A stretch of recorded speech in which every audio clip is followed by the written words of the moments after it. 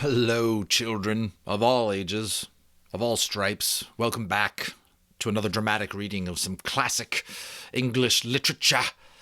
William Golding's Lord of the Flies. And I'm trying to lighten the mood here, folks, because, as you've heard me say before, it's just it's a scary book. It's intense. It is October. We're on the doorstep of October here when I'm recording this. Halloween is a little bit on the air. The fall's in the air. It's just good time to settle in for another spooky chapter of the Heart of Darkness that comes out when we go out and take on this the deserted island that all these boys are trapped on, and we pick up at chapter 11, Castle Rock. Let's find out what happens. It's this chapter, one more chapter, and then an afterward. So we're at the very climax of the book now. Castle Rock.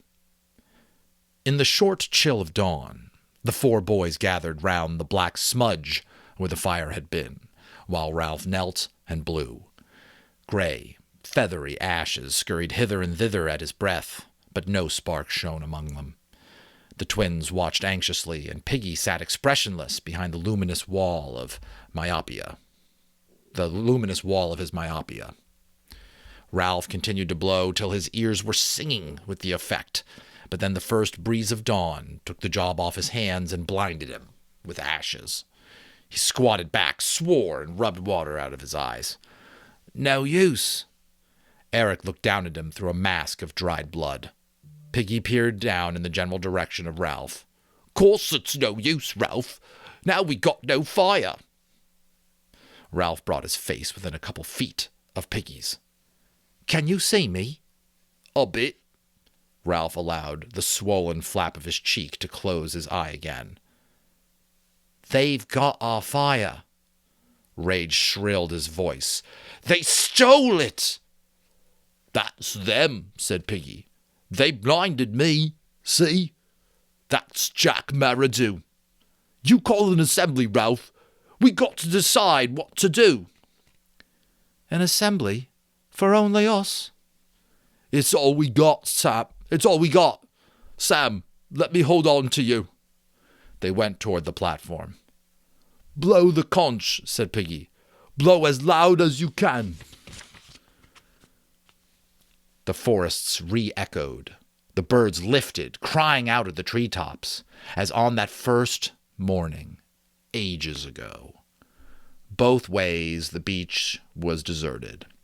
Some little ones came from the shelters. Ralph sat down on the polished trunk, and the three others stood before him. He nodded, and Sam and Eric sat down on the right. Remember, that's two people, Sam and Eric, twins. Ralph pushed the conch into Piggy's hands. He held the shining thing carefully and blinked at Ralph. Go on, then. I'd just take the conch to say this. I can't see no more, and I've got to get my glasses back. Awful things have been done on this island. I voted for you for chief. He's the only one who's ever got anything done. So now you speak, Ralph, and tell us what. Or else... Piggy broke off, sniveling. Ralph took back the conch as he sat down. Just an ordinary fire. You'd think we could do that, wouldn't you? Just a smoke signal so we could get rescued. Are we savages or what? Only now there's no signal going up. Ships may be passing. Do you remember how we went hunting and the fire went out and the ship passed by? And they all think he's best as chief. Then there was... That's his fault too. If it hadn't been for him, it would never have happened. Now Piggy can't see, and they come stealing. Ralph's voice ran up. At night, in the darkness, and stole our fire. They stole it. We'd have given them fire if they'd asked, but they stole it. And the signal's out, and we can't ever get rescued. Don't you see what I mean? We have given them fire for themselves, only they stole it. He paused lamely as the curtain flickered in his brain. Piggy held out his hands for the conch. What's you going to do, Ralph? This is just talk without deciding. I want my glasses. I'm trying to think. supposing we go, looking like we used to, washed and hair-brushed. After all, we aren't savages, really, and being rescued isn't a game." He opened the flap of his cheek and looked at the twins. "We could smarten up a bit, and then go." "We ought to take spears," said Sam, "even Piggy, because we may need them." "You haven't got the conch." Piggy held up the shell. "You can take spears, but if you want, but I shan't. What's the good? I'll have to be led by like a dog anyhow. Yes, laugh. Go on, laugh. There's them on this island as would laugh at anything. And what happened? What's grown-ups going to think? Young Simon was murdered. And there was that other kid what had the mark on his face. Who's seen him since we first come here?" "Piggy, stop a minute." "I got the conch. I'm going to that Jack Marridew and tell him I am." "You'll get hurt." "What can he do more than he has? I'll tell him what's what. You let me carry the conch, Ralph. I'll show him one thing he hasn't got." Piggy paused for a moment and peered round at the dim figures. The shape of the old assembly, trodden in the grass, listened to him. "I'm going to him with this conch in my hands. I'm going to hold it out. Look, I'm going to say, 'You're stronger than I am, and you haven't got asthma. You can see.' I'm going to say, with both eyes. But I don't ask for my glasses back, not as a favour. I don't ask you to be a sport. I'll say, not because you're strong, but because that's what's right. Give me my glasses, I'm going to say. You got to." Piggy ended, flushed and trembling. He pushed the conch quickly into Ralph's hands, as though in a hurry to be rid of it, and wiped the tears from his eyes. The green light was gentle about them, and the conch lay at Ralph's feet, fragile and white. A single drop of water that had escaped Piggy's fingers now flashed on the delicate curve like a star. I just have to say, it's such a dramatic moment. Sorry, I stuttered a little bit there as Piggy's unusually brave and enraged. And I just picture this is like, how the founding fathers might come together in a society, right? This is the group of rebels, the people who want to rise up now against the tyrannical regime who has taken over while there's still time, while there's still a chance. But they're naive. They know that power will not just simply relinquish itself. It will stop at nothing to take down the dissenters. That's my prediction, but we shall see. If history is any guide, right? At last, Ralph sat up straight and drew back his hair. "All right. I mean, if you can try if you like. We'll go with you." "He'll be painted," said Sam timidly. "You know how he'll be. He won't think much of us. If he gets waxy, we've had it." Ralph scowled at Sam. Dimly he remembered something Simon had said to him once, by the rocks. "Don't be silly," he said, and he added quickly, "Let's go." He held out the conch to Piggy, who flushed, this time with pride. "You must carry it." "When we're ready, I'll carry it." Piggy sought in his mind for words to convey his passionate willingness to carry the conch against all odds. "I don't mind. I'll be glad, Ralph. Only I'll have to be led." Ralph put the conch back on the shining log. "We better eat, then get ready." They made their way to the devastated fruit trees. Piggy was helped to his food and found some by touch. While they ate, Ralph thought of the afternoon. "We'll be like we were. We'll wash." Sam gulped down a mouthful and protested. "But we bathe every day." Ralph looked at the filthy objects before him and sighed. "We ought to comb our hair, only it's too long." "I've got both socks left in the shelter," said Eric, "so we could pull them over our heads, like caps, sort of." "We could find some stuff," said Piggy, "and tie your hair back." "Like a girl? No, of course not." "Then we must go as we are," said Ralph, "and they won't be any better." Eric made a disdaining gesture. "But they'll be painted. You know how it is." The others nodded. They understood only too well the liberation into savagery that the concealing paint brought. "Well, we won't be painted," said Ralph, "because we aren't savages." Sam and Ulrich looked at each other. "All the same," Ralph shouted, "no paint!" He tried to remember. "Smoke. We want smoke." He turned on the twins fiercely. "I said smoke! We've got to have smoke!" There was silence, except for the multitudinous murmur of the bees. At last Piggy spoke, kindly. "Course we have. 'Cause the smoke's the signal we can't be rescued if we don't have smoke." "I know that," said Ralph. He pulled his arm away from Piggy. "Are you suggesting—" "I'm just saying what you always say," said Piggy hastily. "I thought for a moment—" "I hadn't," said Ralph loudly. "I knew it all the time. I hadn't forgotten." Piggy nodded, propitiatingly. "You're chief, Ralph. You remember everything." "I haven't forgotten." "Course not." The twins were examining Ralph, curiously, as though they were seeing him for the first time. They set off along the beach in formation. Ralph went first, limping a little, his spear carried over one shoulder. He saw things partially through the tremble of the heat haze over the flashing sand, and his own long hair and injuries. Behind him came the twins, worried now, for a while, but full of unquenchable vitality. They said little, but trailed the butts of their wooden spears. For Piggy had found that, by looking down and shielding his tired sight from the sun, he could just see these moving along the sand. He walked between the trailing butts, therefore, the conch held carefully between his two hands. It's almost like blind justice, right? Poetic. I mean, maybe that was on purpose, maybe it wasn't. The boys made a compact little group that moved over the beach, 4 plate-like shadows dancing and mingling beneath them. There was no sign left of the storm, and the beach was swept clean like a blade that has been scoured.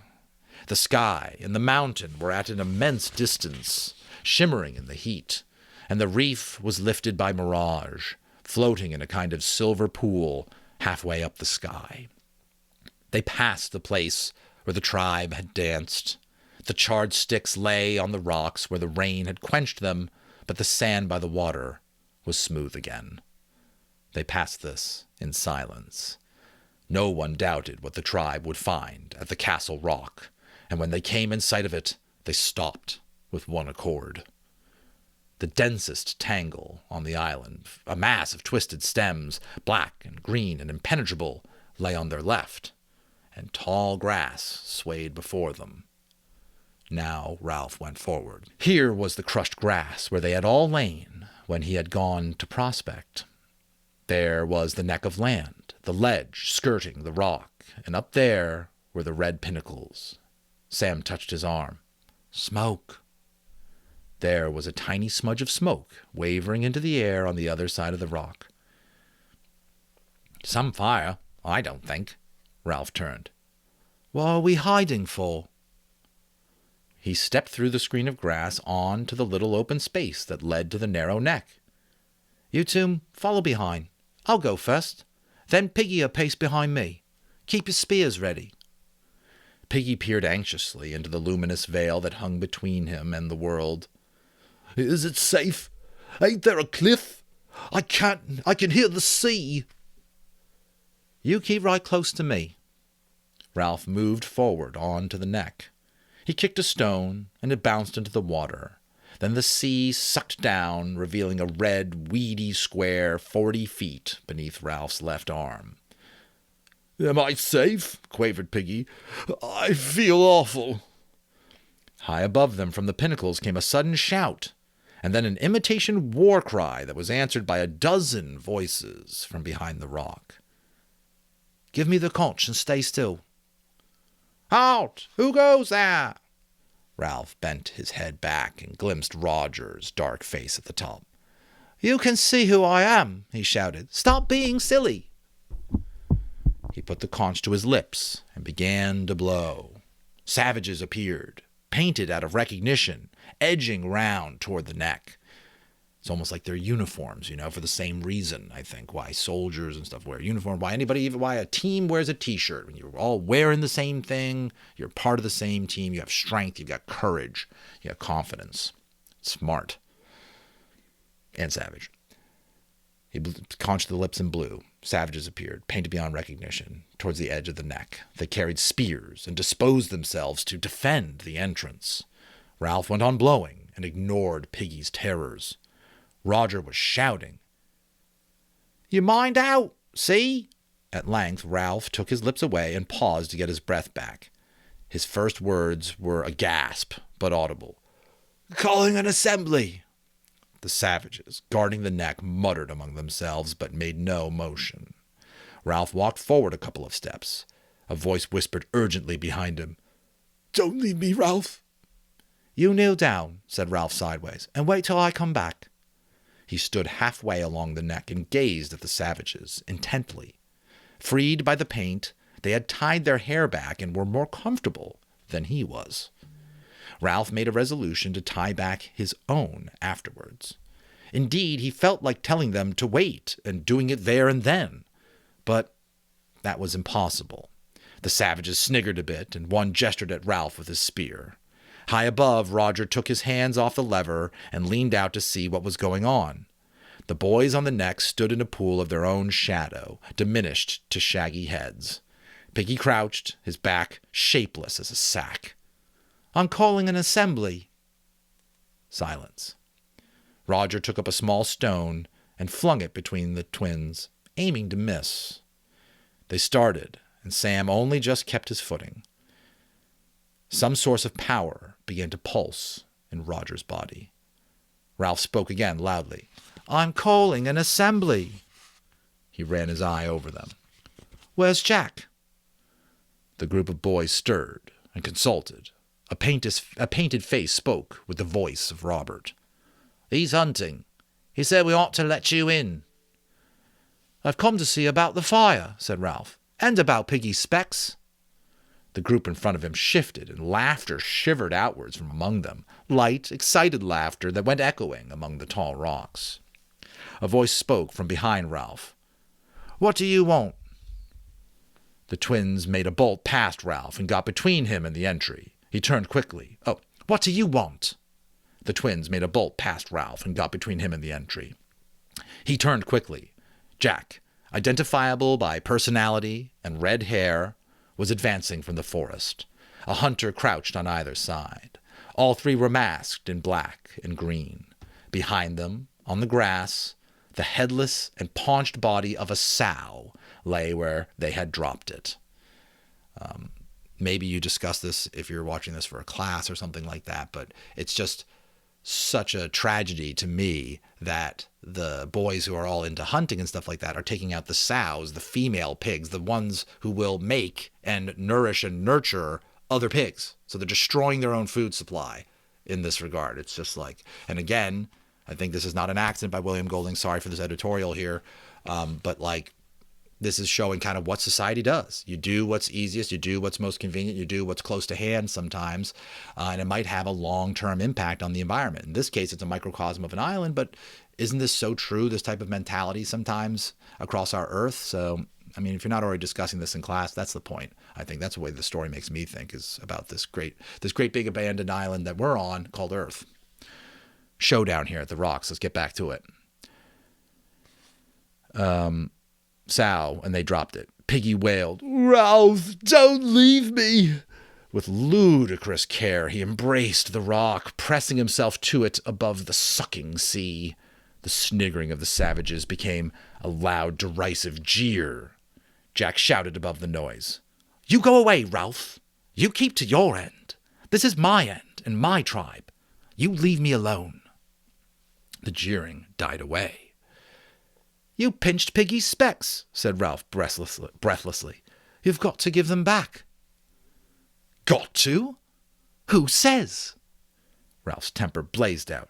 "I say, you voted for me for chief. Didn't you hear the conch? You played a dirty trick. We'd have given you fire if you'd asked for it." The blood was flowing in his cheek, and the bunged up eye throbbed. Haven't heard that word before. Bunged up? Nice.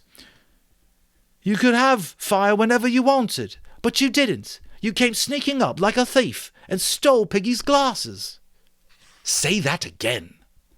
Thief! Thief! Piggy screamed. Ralph, mind me! Jack made a rush and stabbed at Ralph's chest with his spear. Ralph sensed the position of the weapon from the glimpse he caught of Jack's arm and put the thrust aside with his own butt.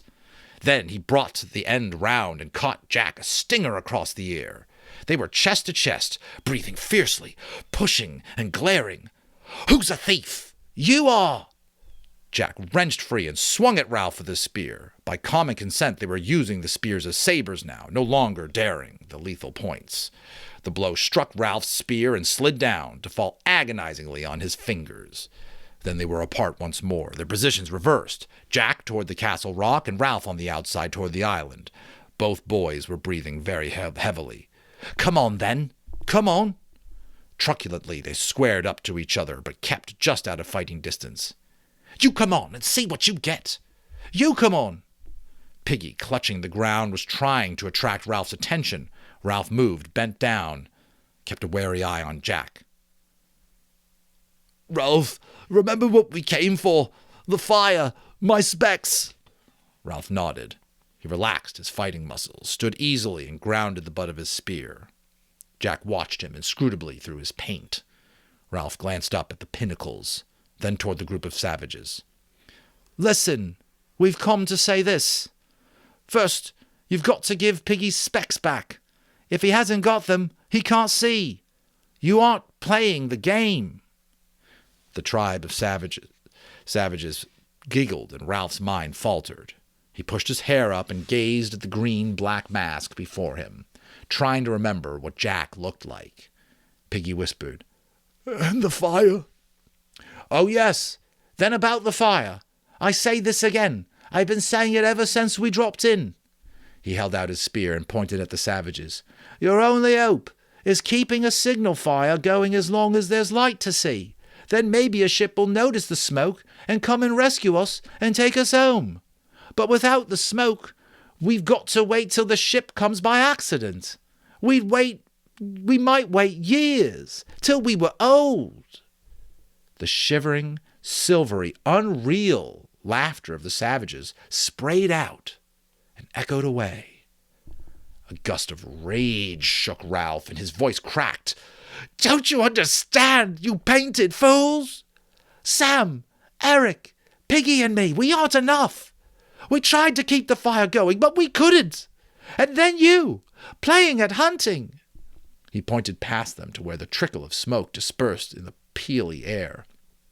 Look at that. You call that a fire? That's a cooking fire. Now you'll eat, and there's no smoke. Don't you understand? There may be a ship out there. He paused, defeated by the silence and the painted anonymity of the group guarding the entry. Jack opened a pink mouth and addressed Samnerick, who were between him and his tribe. You two, get back. No one answered him. The twins, puzzled, looked at each other, while Piggy, reassured by the cessation of violence, stood up carefully. Jack glanced back at Ralph and then at the twins. Grab them! No one moved. Jack shouted angrily. I said, grab them! The painted group moved round Samnerick nervously and unhandily. Once more the silvery laughter scattered. Samnerick protested out of the heart of civilization. Oh, I say! Honestly! Their spears were taken from them. Tie them up! Ralph cried out hopelessly against the black and green mask. Jack! Go on then, tie them!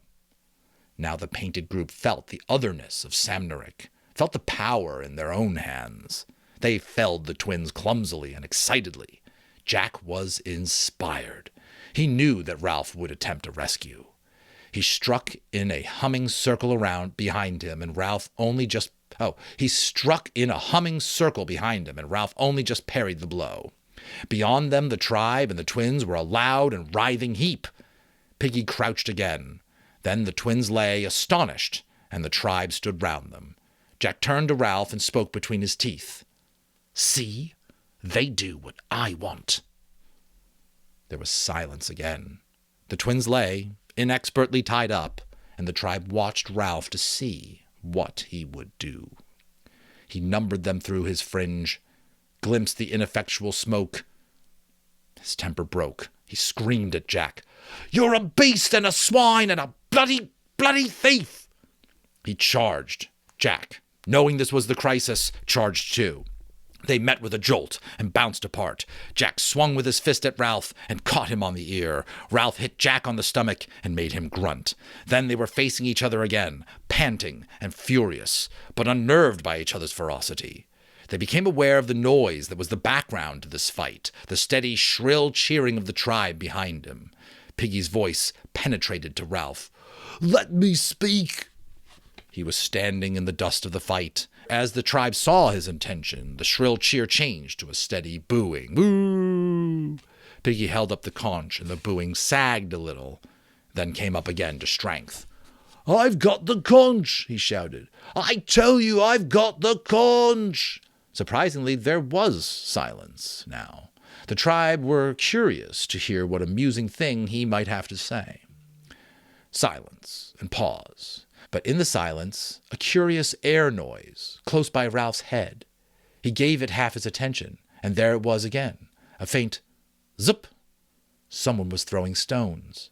Roger was dropping them, his one hand still on the lever. Below him, Ralph was a shock of hair, and Piggy a bag of fat. "I've got this to say. You're acting like a crowd of kids." The booing rose and died again as Piggy lifted the white magic shell.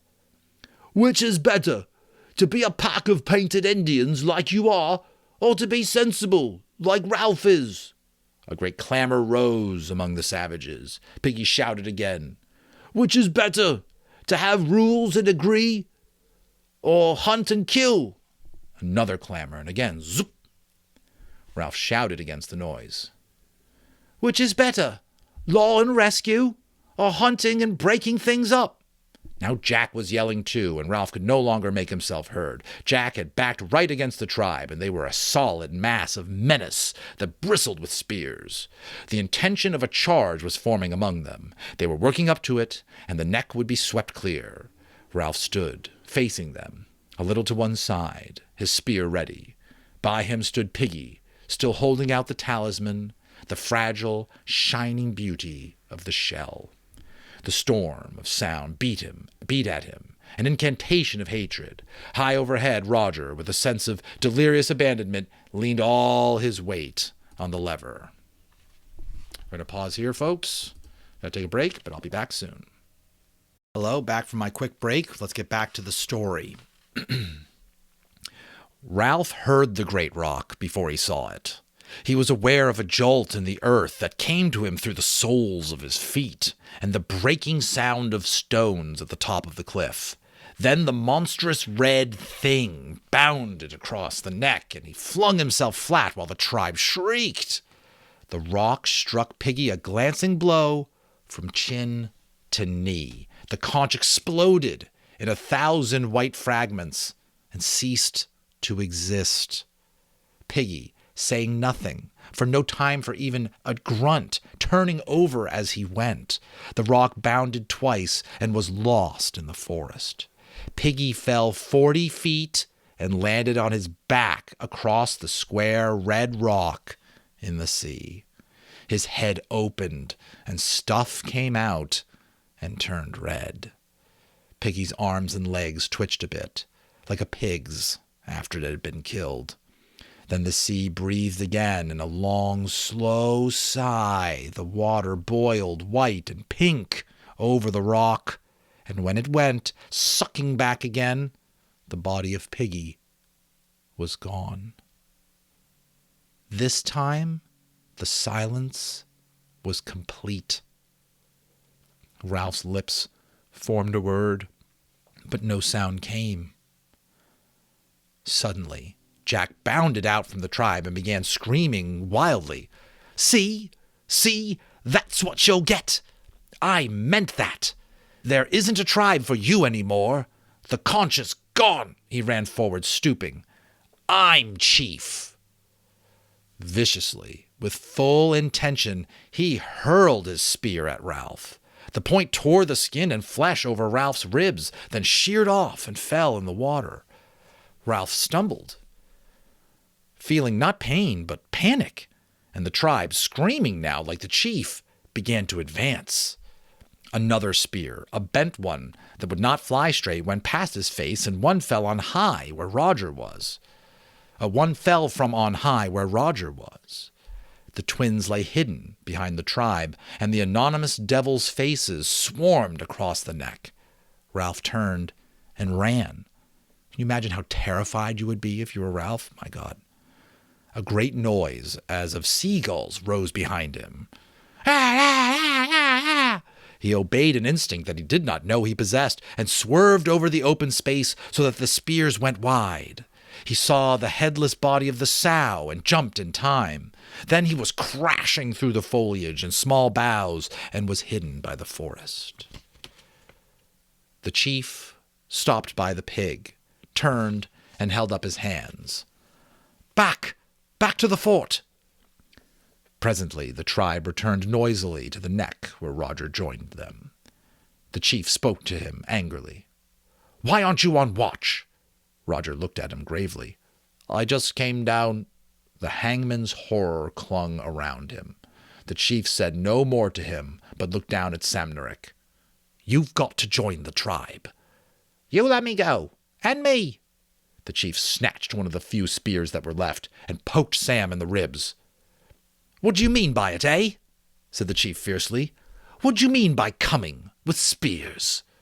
What do you mean by not joining my tribe?" The prodding became rhythmic. Sam yelled. "That's not the way." Roger eased past the chief, only just avoiding brushing him with his shoulder.